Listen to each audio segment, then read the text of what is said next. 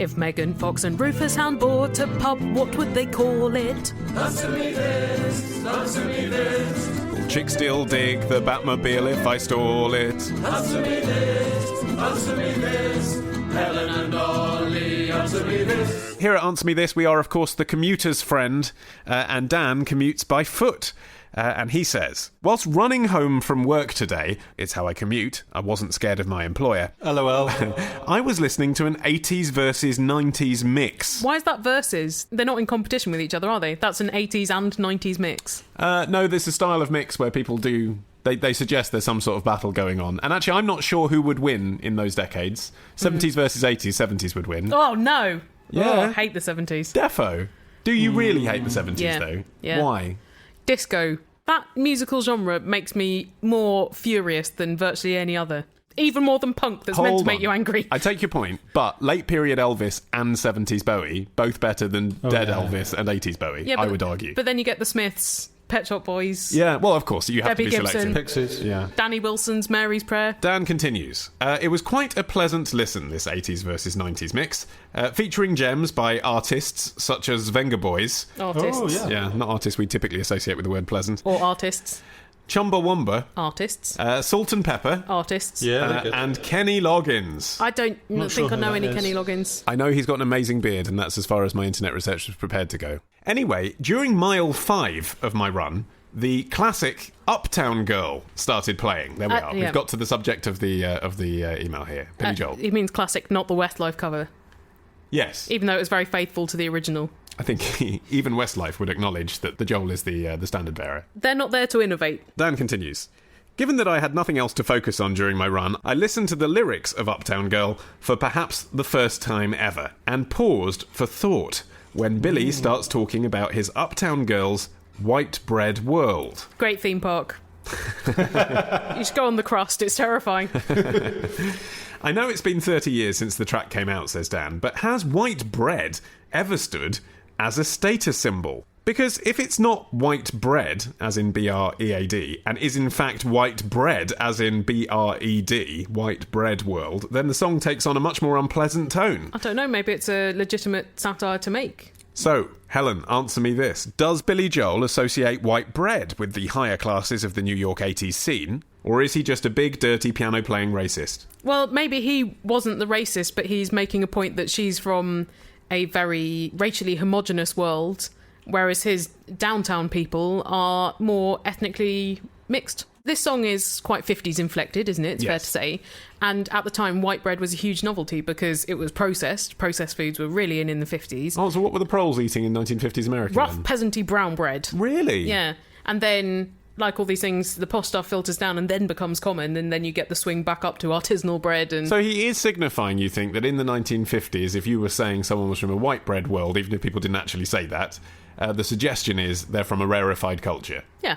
But there's also a lot of connotations of white bread when it first came out, aren't there? Like, sort of, it's probably sliced, maybe the crust's cut off. There's very particularness. Very pure. Yeah, purity, homogeneity, but also sort of control and properness, proprietary. Blandness. And he maybe. wants to stick his sausage in it. But apparently he wrote this song for his girlfriend of the time, Elle Macpherson, who's Australian. What? I don't know whether she would count as an Uptown Girl. Billy Joel in it with Elle Macpherson. I know, and, How does he do it? shortly after he was going out with her, he married Christy Brinkley. How does he do it? He's just like a little potato that knows about 3 chords. What could have attracted those beautiful women to The multi-millionaire millionaire. Billy Joel? Dan continues, another track has caught my ear. 500 Miles by the Proclaimers. June! Helen, answer me this. What the fuck is Haver? As in, and if I haver, no one not gonna be on me the one who's havering to ye. I think I thought that meant be sick. Like heave. Like heave, yeah. No. I thought it was a Scot saying, if I drink too much beer and inevitably spew up all over the place, I want to be the one doing it at your feet. No! What's he saying? I don't think Scotland had the buckfast problem that it has now when the Proclaimers wrote this song. Pre the Buckfast epidemic. Well, haver is, in Scottish dialect, it means to talk nonsense or babble. So I guess the implication there is a man who's driven to incoherence by love. But in English, it means to vacillate. So it's like, if I'm vacillating about whether to be with you, know that at least it's about you, not about someone else. So maybe both those interpretations work in the context of the song. No, but they're basically folk songwriters from Scotland, aren't they, the Proclaimers? So they wouldn't have considered the English meaning, surely. I think also if someone was willing to walk 500 miles and 500 more, they would have already really set their heart on someone, they wouldn't be vacillating. Well, here is another question of song lyrics from Mr. Pineapples, who says, Ollie, answer me this. When James Brown says, take me to the bridge, what bridge is he referring to? And why does he want to go there? It's take it to the bridge, not take me to the bridge. What's he taking to the bridge then? It's not a sack full of kittens, is it? It's the bridge between verse and chorus. Another musical reference for this, Robbie Williams saying, and that's a good line to take it to the bridge. In what was that song? Strong, I think. Yeah. But actually, in the case of James Brown, he was the band leader. So actually, it's not just, there for effect like it is in the Robbie Williams song because they couldn't think of a lyric to put. It is actually, when he'd say on stage, take it to the bridge. They were like, okay, we've been playing the same bar for 70 minutes now. And that is what it's like. If you ever went to see James Brown, I had the misfortune of doing that. Oh, it's no. interminable. Yeah, but you didn't see him at peak James Brown, did you? You saw him at almost off this earth James Brown. True, but everyone else in the audience seemed to still think it was amazing. I went to see him supporting the Red Hot Chili Peppers in about 2001. I can understand why they would want him, but for him... Money. I guess. Yeah. But he still did the whole act. He did the whole act where he did this thing where he collapses on the floor, someone else comes out and gives him a cape, and then he puts the cape on and then he sits down, he just says his name a lot. Like Jason James Derulo. Brown!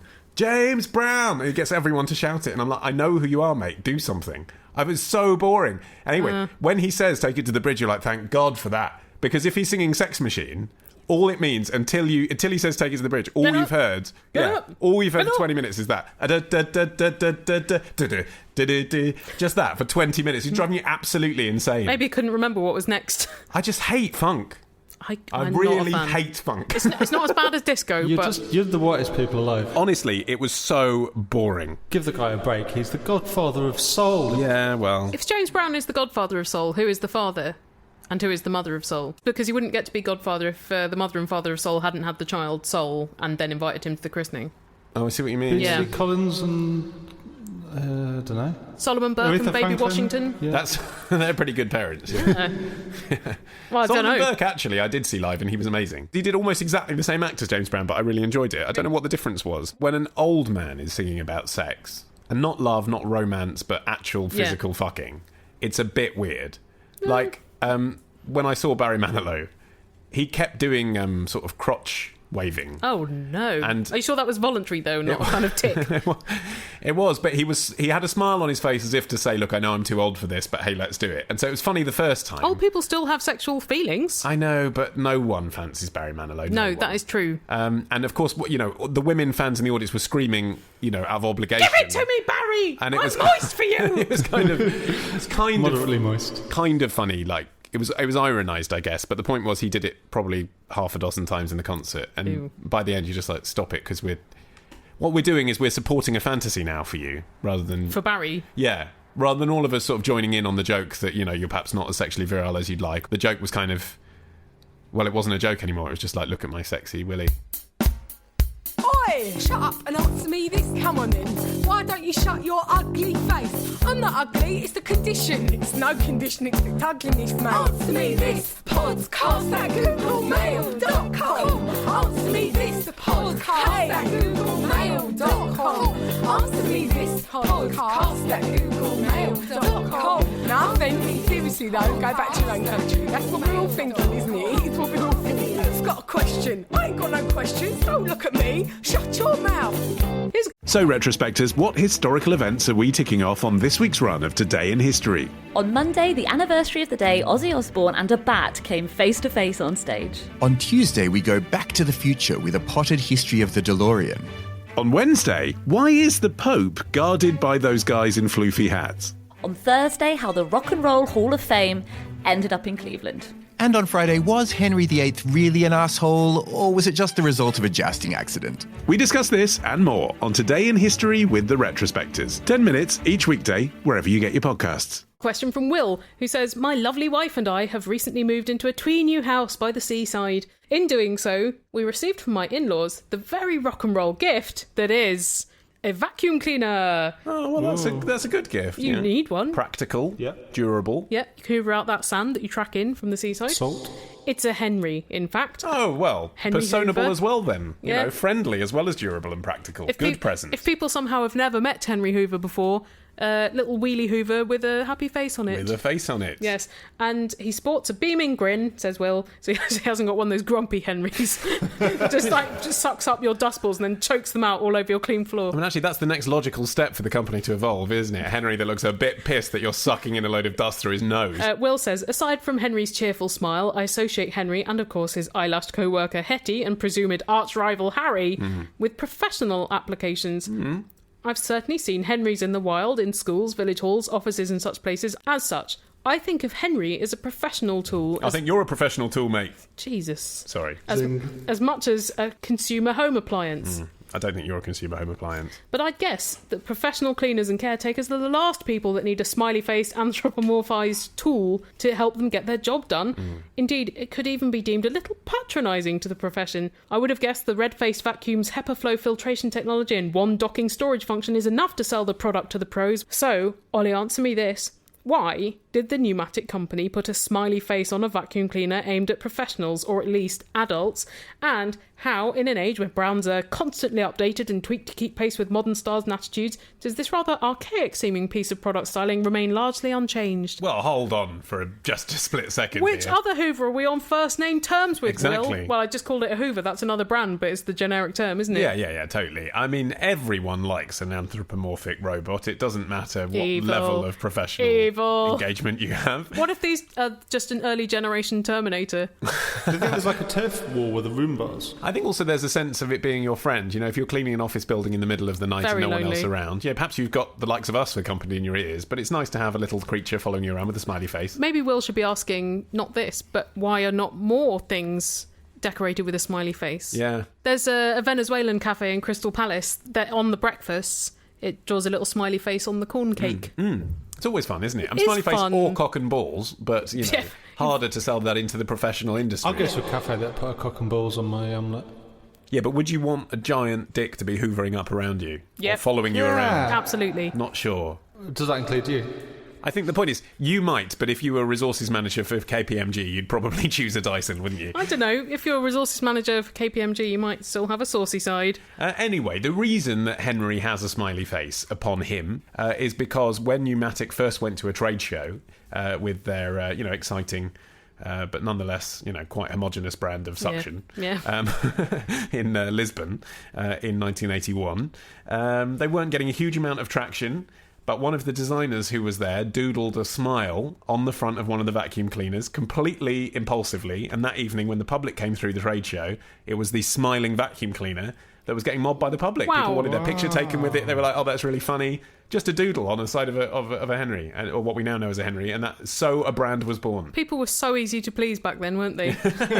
All he needed is a Hoover and a Sharpie. Yeah, but they're members of the public at a vacuum cleaning trade show. I mean, they're probably quite easily pleased anyway. It's probably like sensory deprivation, isn't it, going to a vacuum cleaning trade show? But they've never looked back, which is just as well, because Henry is physically incapable of doing so. And they're still being made at a rate of 4,500 units a day. Wow. And they are still, which is a good thing, and I didn't realise, made in the UK. Not design Where? and research in the UK like Properly. Dyson, but actually all made here in Britain. Whereabouts? They've been in Crewkerne, they've been in Yeovil, and they've been in Beaminster. I can't remember where they are now. Is it legal to marry a Henry? I don't see why not. Well, I can see why not, but... I want to know about the extended family. Right. Yes. So, that takes us back to Yeovil, actually, and their factory there, or so company myth goes. Is there a factory tour where the Henrys can actually speak and they're sentient? Because there ought to be. Not to my knowledge. When they were in Yeovil, which is next to a river, where the factory was, apparently the river swelled one day, as rivers do. Oh, the Henrys drowned! And all the Henrys drowned. And this is apparently the reason that Pneumatic gave for then creating a Henry that would work with water and wet surfaces as well. Yeah, but that's not going to save a river, is it? No. You can't hoover up a river. But it was inspiration for them, realising that, they've created this good vacuum cleaner, but it doesn't cope with wet. So they created, I think, the first spin-off, which was possibly George, I'm not sure. There's also James, Charles and Hetty the Spray This is Mop. like Thomas the Tank Engine. Yeah. But are they all just Hoovers that are different colours? They're all subtly different, Right. but they all have different powers of suction. Some of them can handle wet as well as dry surfaces. But the ones that, the reason that you see Henry and Harry and Hetty the most, Hetty is just the female equivalent of Henry, so that's just a personal branded gender-based choice. Yes. Harry does slightly more or something slightly different. I think maybe he copes with the wet as well. But the reason you see those the most is because those are the ones that are sold in the mainstream stores, your home base, Yes. your supermarkets. But the full range is available to domestic professionals and office cleaners and so on. And the reason for that is partly related to the fact that they are based in the UK. It's that they can make to order. Wow. Because they are available to very quickly turn over up to 5,000 different product line variations on their Hoovers. Jesus. Whereas obviously if you're making them in China and shipping them over, you don't have that flexibility. So that's why they are the cleaning professionals' favourite. And have they not done that thing like Nike do, where you can customise your own trainers from a set of preordained options, whereby you can go on their website, order your customised Ollie Hoover with similar hair to you and a pair of glasses and a t-shirt. It's a bloody good idea, isn't it? Because they could charge about 300 quid per Hoover extra, couldn't they? And also, I'd be willing to put that. That's not a product it would be embarrassing to associate yourself with as a brand. If we could have Helen, Ollie and Martin Hoovers, people wanted to support the podcast, chuck 100 quid our way by paying through those. I think a lot of people would prefer listening to the Hoovers than us. And your girlfriend might prefer cuddling up to the Ollie Hoover. Well, who's to say she doesn't? I work 5 nights a week now. Yeah, because you've got a Henry, haven't you? No, we had a Henry. Okay, so at least she's not been seeing him behind your back while you're out at work at night. But now we have... well, because I'm a gadget columnist, I get sent Hoovers. I've just been sent, actually, by iRobot, the new Roomba 880. I don't remember the film iRobot really featuring electronic Hoovers. So it's a robot, you know, Yeah. and it's phenomenally powerful. I don't know if I'd pay what... I think it's something like 600 quid to buy, which is a lot. Yeah, but it's like having a pet that cleans up rather than makes mess. Well, I was thinking about this. It does have that RoboCop Terminator vibe to it, rather than the friendly anthropomorphic nature of a Henry or Hetty. And actually, I'm surprised they haven't put a smiley face on it, because you look at it going around and it's autonomous, but it's a bit threatening. It's not that friendly. Yeah, but I bet people have designed Roomba covers so that you can make your Roomba look like a little pet animal of some sort. Trilobite. What's that? Oh, it's like a prehistoric animal, but I was thinking what animal could you make it look like? Because it's a flat disc, essentially. Yeah, that's right. But trilobite, like a horseshoe crab. Oh, those are horrible. That'd be a good look, wouldn't it? What a giant spider. Or could people you- would love that. Or could you make it look like Pac-Man? That'd be nice. Yeah. Because you've got the circular thing, you'd have to have the black where the mouth was to indicate what's behind it. But then from the looking down on it, that would look like Pac-Man eating your dust, wouldn't it? That's a good idea. Quite good, yeah. But it got stuck under my sofa. Oh. So it's quite good in a way that it can get under the sofa, but they got a design one that gets all the way through. No use getting halfway through and flopping out, is there? Do you feel like you ought to be feeding it or anything like that? Giving it pats? Job well done, Roomba. Feed it your toenails. Sit on my lap while we listen to Desert Island Discs together. Well, now it's time for today's intermission, featuring a snippet from one of the many classic episodes of Answer Me This, available for a pittance right now at answermethisstore.com. And this clip is from episode 66. Do you think in the intervening 6 years since we did it, the questionnaire ever found his answer? I really hope so. I hope so too, Martin.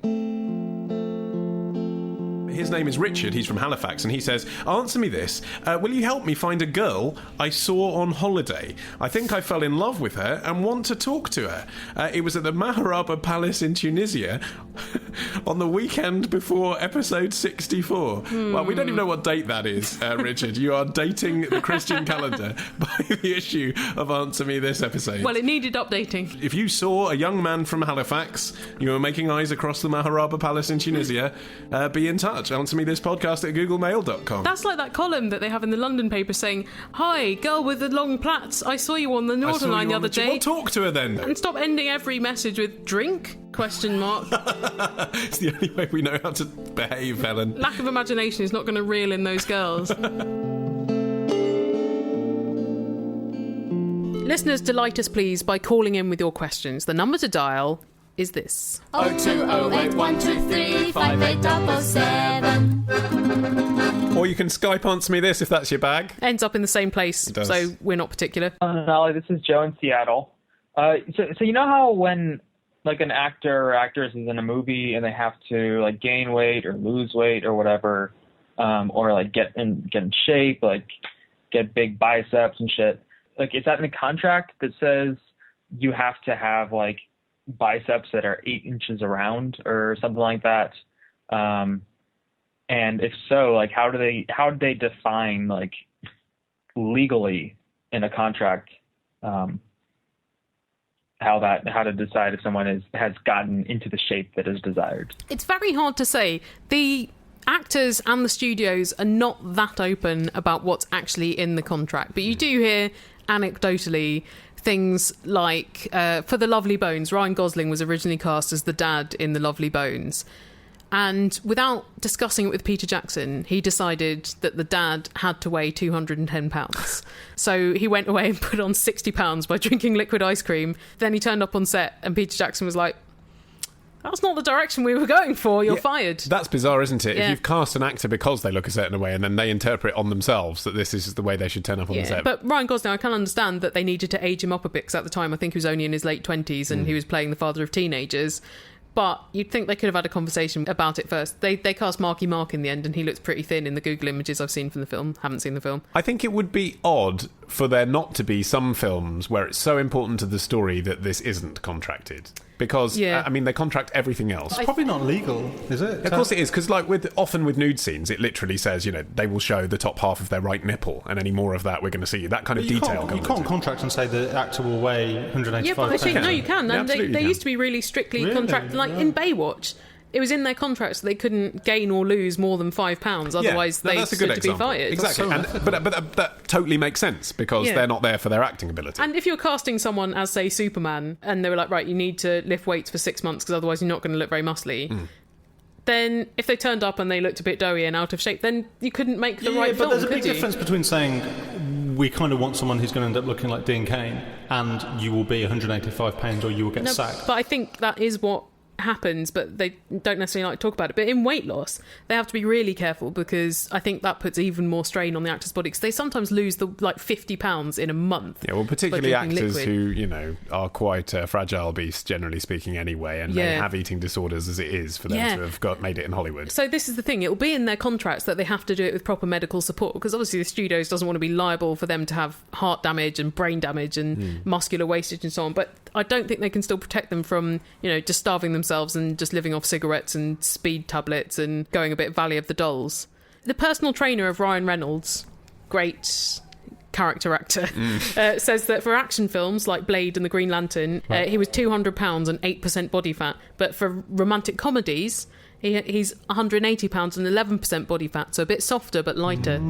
There's no way that isn't contracted for. The most extraordinary contract negotiation that I've heard about recently is apparently following the death of Philip Seymour Hoffman, and the fact that they had to digitise him in the final version of the Hunger Games movie. No, apparently he's not digitised. They're using footage that they shot for other things in the Hunger Games, but they're recontextualising it. But nonetheless, because that was part of the discussion of what they might do, they were discussing in Hollywood putting into people's contracts that before you commit to a massive multi-million-dollar franchise like that, with several instalments, you agree to be motion captured in case you die, so that they can complete the films. That sort of is saying that in the future they could make a film with someone in it who was dead 50 years ago, which is really weird, isn't it? I find that weird now with adverts that have got footage of people like Marilyn Monroe or Audrey Hepburn advertising products. Like, what if Audrey Hepburn doesn't want to advertise Galaxy from Beyond the Grave? But there's two things going on there. One is they're only able to do that by paying for the rights to use Audrey Hepburn's image to someone. So that's either her estate or the film company that made the film, and she signed over her rights for that. So you were kind of prepared for that.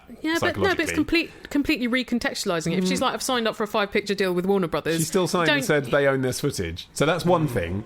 And the other thing is, at least in the advert, it's almost a joke. Like, they're almost ironising, look what we can make Audrey Hepburn do. They're not pretending that Audrey Hepburn actually likes the product. Yeah, but they are. They sort of are, you watch it and you think, wow, that looks just like Audrey Hepburn shot an advert for that company. It's different if they're actually in a film. I'm appalled. But that's probably because it's a new thing. I think maybe in 5 or 10 years' time, when that kind of digital manipulation has become commonplace, it won't be ironised. It will just be like, oh, look, here's Elvis and Audrey Hepburn selling Diet Coke. The king of crazy weight change in Hollywood is Christian Bale, of course, isn't it? He gains it, he loses it. He apparently ate a can of tuna and an apple per day when he was losing weight for The Machinist. That was his diet. What I read about The Machinist, for which he lost, I think he decided he was going to lose 40-odd pounds and he lost 20 more pounds than that, was that they didn't even ask him to do it. He decided that's what the character needed. That is pretty wacky, isn't it? To go down to like 8 stone as an adult man. Well, you see, and I wonder whether, after his Oscar nomination, that was part of the reason why Matthew McConaughey did Dallas Buyers Club, Because there you've got a script which calls for you to lose weight. Well, you know that you're going to get a nomination. Oscar nomination. Yeah, especially as it's a true story. You always get one if you change your body to play a real person, like Charlize Theron. Yeah, Will Smith in Ali. Jared Leto lost a lot of weight as well for Dallas Buyers Club, but he gained 70 pounds to play Mark Chapman, killer of John Lennon in Chapter 27, and he got gout. Oh, really? I mean, that is an unusual disease for a young actor to suffer from. I sort of feel that all of these actors are a bit in hock to Robert De Niro in Raging Bull. Because that was the first time I heard of an actor putting on lots and lots of weight, and obviously if you watch the film, throughout most of it he's an athlete, and at the end of it he's this big fat guy. Yeah. And it is an incredible transformation, mostly done, I think, without makeup. But then again, here we are, like, speculating about these actors as if they're another species of person. I've lost 3 stone in the last year for a job, because I went to do a pilot for a quiz show. I didn't think twice about it. I was like, oh, okay, well, if they want me to look a bit thinner, I'll just lose some weight. And actually, in a way, sometimes you kind of think, well, this is a really good job and it's an opportunity for me to lose weight. Not to be skeletally thin, but actually, I imagine a lot of actors quite like the permission to go on a diet. To have eating disorders and use drugs. Well, to say to their friends, the reason I'm losing weight is for this role. Scorsese says, I have to have the salad. And for an actor, though, those roles where you have to gain weight must be initially just great fun, because you're like, wow, I'm going to eat 10,000 calories today, having eaten less than that in the last week. Yeah, I heard someone talking about that who said it really wasn't fun after about day 2. Of course, after 2 days, you're going to feel sick as hell. Yeah, but because like first day, you're like burger and you put macaroni cheese on top of the burger, double bacon. It's for work. Yeah. And then day 2, you just feel physically sick. Well, here is another question about physique in film from Simon from Lee. He would like to specify that he was formerly Simon from Kendall and Simon from York, because he moves around a lot. Wow. Round. Simon gets around. Simon says, hands on your head, there is a cliche in action movies where the good guy will get shot and seem to be dead, only for the viewer to find out later he's actually only shot in the shoulder. The implication is that he will make a full and swift recovery, and he's usually well enough to have an epilogue conversation with his partner while sat in the ambulance with a light bandage over his wound. Yes. Ollie, answer me this.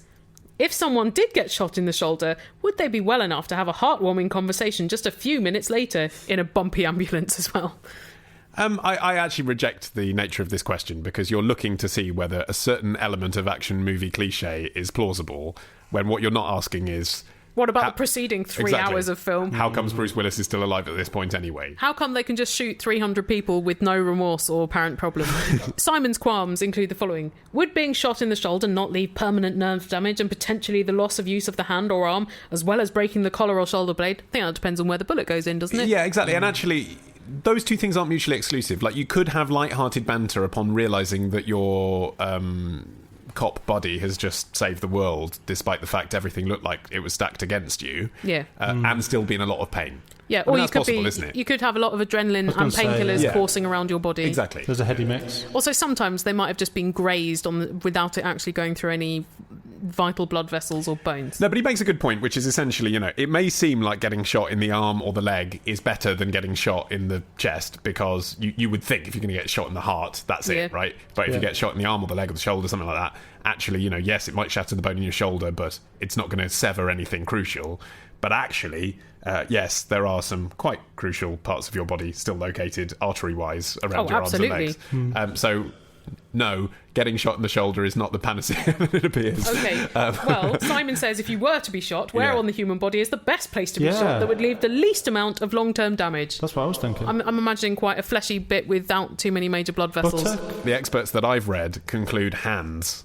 Now, this is lasting damage. You probably wouldn't be able to use your hand. But I couldn't play the guitar again like in El Mariachi. What about my crafts? The reason it would be good is because the bullet would exit. Because actually the most painful and damaging thing a bullet can do is stay lodged in your body. Yeah, but you could get shot in the penis and the bullet would pass through. Yes, you could, Helen, but I think there's an obvious pain contingent there. I reckon I could lose a ball. It'd be really sad to lose a hand. Yeah. Because I've got two hands. Use your hands. You can't play guitar. Yeah, but you can't really shoot someone in the ball. I mean, they have to be standing in a particular way. Yeah, they do it on purpose, but if you're a bad shot... If you were from behind naked and bent over, they could aim at one of your testicles. They might be aiming at your chest and just, swerve down at the last minute because of the recoil. Possibly. I mean, again, it's hard to write that into a Stallone sort of action movie sequence. I think I've lost my left ball.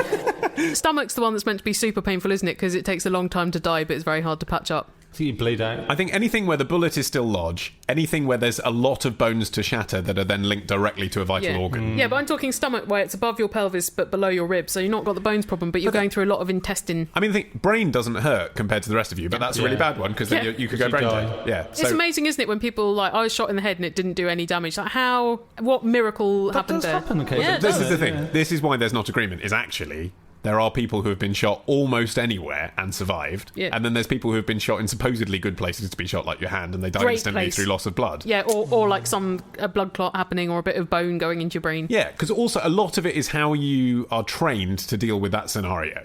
And actually, in fairness to the buddy cop action movie genre, we assume that the Bruce Willis character, to pick an example, a stereotype, an archetype, if you will, we assume that, they're a bit unconventional, they play by their own rules. But underneath that, there's a lot of institutionalized training going on. He's held a gun many times, and he's dealt with being shot before. And actually, when you shoot someone, part of what can accelerate the situation very quickly and lead to them dying is panic. If you get shot and you're a professional, you're like, okay, I've been shot in the shoulder, I need to sit here, I need to wait for the paramedics to come. I don't need to run around to get the bad guy. Yeah. I need to sit, strap this up, stem the blood flow. I'm in pain, I'm going to be aware of that pain, I'm going to tell the authorities when they come, and everything's going to be fine. But they never stand down in the films. They keep going. Well, they don't seem affected until they've got the bad guy. Then they start limping and fainting. Like I say, be aware of the genre that we're in. No less convincing than any of the preceding 90 minutes. This querying the ambulance conversation, that's like querying people who are lying there going, just listen to this thing. Yeah. What? Half a sentence. Yeah. Like that happens. Come on. And also in this scenario of the good guy, you think that he's going to die, but actually he's all right. Yeah. That often happens with the bad guy as well, doesn't it? They are very resilient. I mean, how many times has Michael Myers died? not the actor from Austin Powers, the horror film character. And in reality, if you're the good guy and you've just killed the bad guy, you'd shoot him straight in the face, wouldn't you, to be sure? Yeah. The balls. You'd be really angry with him at that point. Shoot him in the left ball.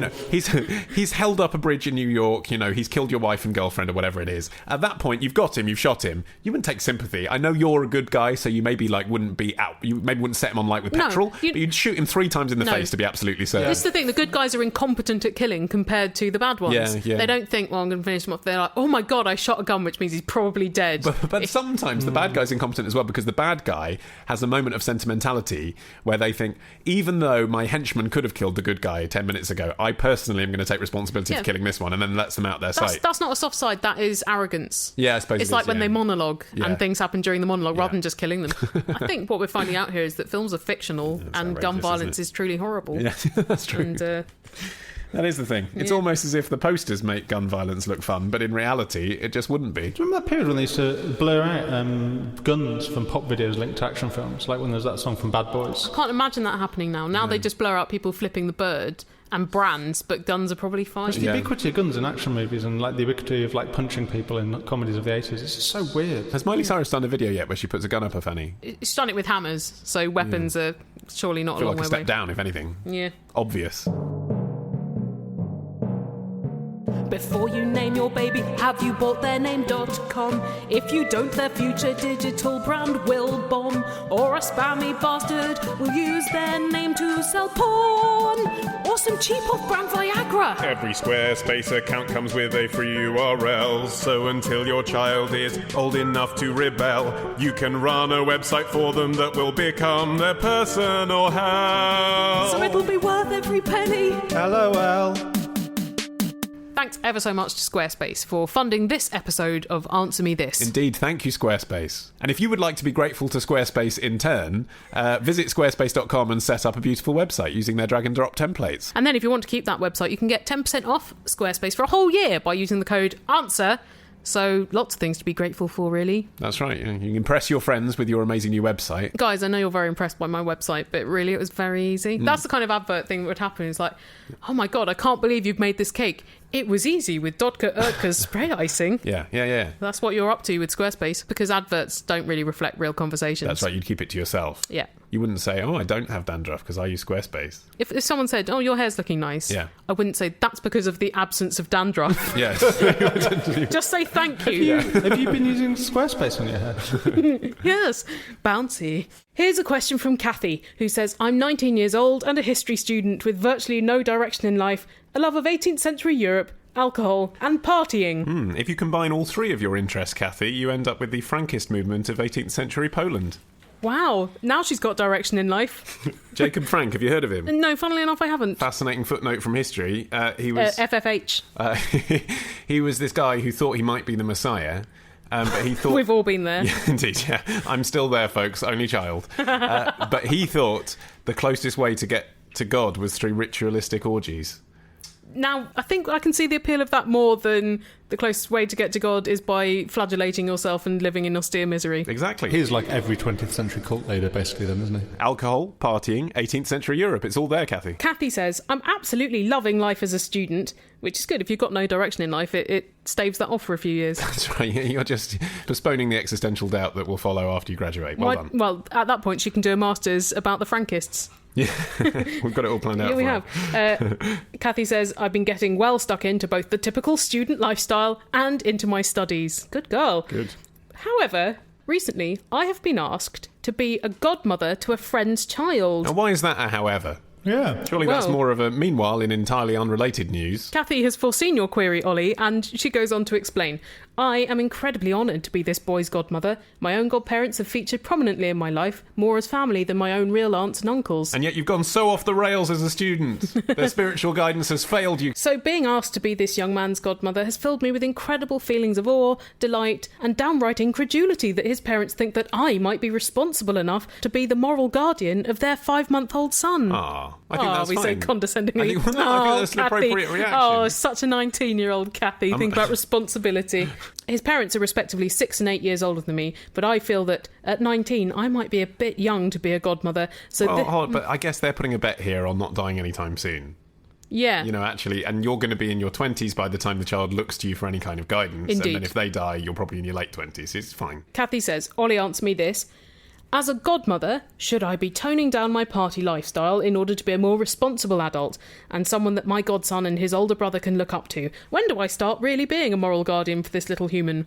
I don't think when they're 5 months old. I think the original sin is dormant at that point. Kathy, I think you're overhyping this in your own mind. You know, it's easy. Just continue to be the loving, selfless, kind embodiment of Christ on earth that you are. There won't be any problems at all.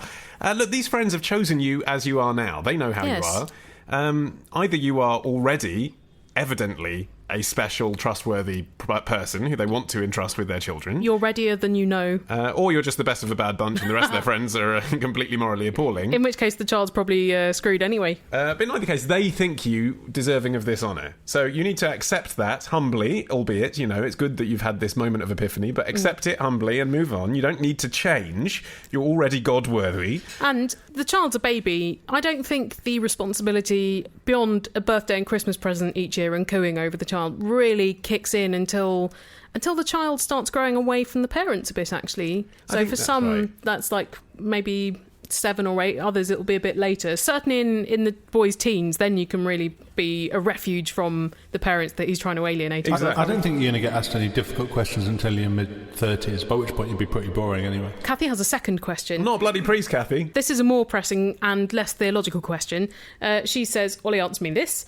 What is a traditional present that godmothers give to their godsons, or what would you recommend as a good present? The christening is in just over a month, and I have no idea what to get him. A bit of money towards the child's trust fund never goes amiss, really, if you are spending a lot of money. Or something the child can grow into. So you gave it to him as his godmothering present, but when he's 10 or 20, he can go, oh, that was from Sparent Kathy. Yeah, but I don't think you actually want clothes you've grown out of. No, got no clothes, No. but say an important book.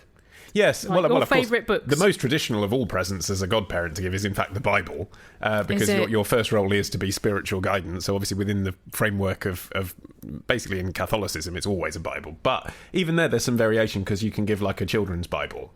or perhaps a book that's inspired by Noah's Ark or something, if you don't want to be too didactic about it. Give him a toy Noah's Ark. That would be cool, because That's those are quite good cool. toys and they Yeah. look nice. And then will also look kind of cool and retro when it's on his shelf when he's grown out of it. A silver cup, I think, is quite a traditional christening present. But most people don't really like drinking out of silver things. They taste a bit funny and you can't put them through the dishwasher. One of the popular ones to get for christenings is a case of wine or port from the year they were born. Now, obviously, that's nice if they get it when they're 30 and then they've got some vintage port. That's the water into wine thing then, isn't it? Yes, very nice, but also not so good if you're basically saying, oh, new baby, he'll want to start drinking soon then. Well, what about getting him tins of beans from when he was born, plus like bin bags, gaffer tape, batteries, etc. Like because It's everyone's like a survivalist family. yeah, because everyone's saying, well, the world is all going to shit and climate change is very pressing to people of this boy's generation. They're probably going to be fucked. So you're preparing him. Make him a coracle. Yeah. Well, listeners, I don't know if it's being clear, but neither Ollie nor I are godparents or had godparents. We've got nothing to go on. Nor do we have children to whom we've allocated godparents. No. So we can't We answer don't what's a believe in good God. present to have. I had godparents. Oh, yeah. What did they give you?